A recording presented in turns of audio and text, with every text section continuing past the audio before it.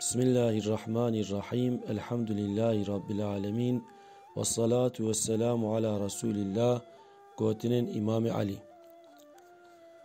Doço sibêjî nediyare.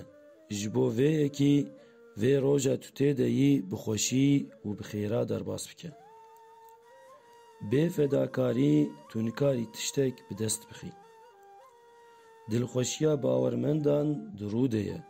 Keder û êşa wan jî di dil de ye. Ji yar re xelata herî mezin sedaqet e. Meznahî di nefs biçûkbûnê de ye. Yê lêborîna xwe xwast wî bibexşîne û kerb jê negire.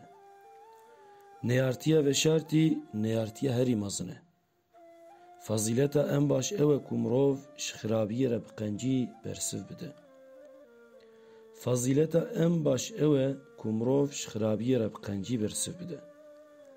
Di nav xelkê de dilpakî en baş ew e tenêl eybê xwe digere, ji bo eybê xelkê wextê wî namîne ku bigere û bibîne.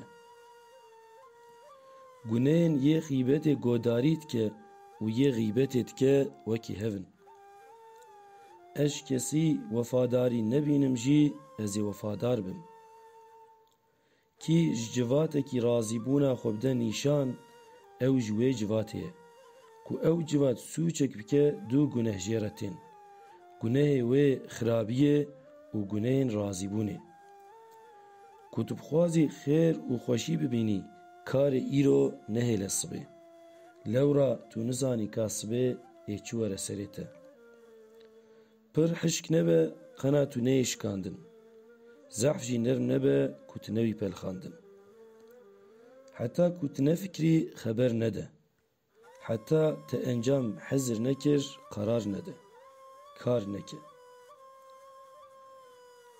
Çawa axaftina nezana nexweşik be, bêdengiya alima jî ew qas xirab e. Perdeya xeybê vebe yeqîna min zêde nabe. Emanetê li cem we ku yê qatilê ewladê pêxember be jî bidine xweyê wî. Destlêgirtin tiştê hindik jî zêde dike, îsraf tiştê zêde jî kêm dike. Yê ku herfekî hînê min bike, ez ê jê re 40 salî xulamî bikim. Teqwa bingeha îmanê ye. Rûmet û namûs di fazîletê de ye û bi edebê ye, ne bi nifş û neslê ye. Ji tiştê hûn nizanbin jê neaxivin. Di welatekê de ling bibin ser, ê ser dibin piyan de biqehrin. Derdê te bi te re ye tu nizanî. Dermanê te jî bi te re ye tu nabînî. Tu zantikî ku tu di gerdûnê de noqteyekî, lê belê tu wek alemekî. Lê tu nabînî û fêm nakî.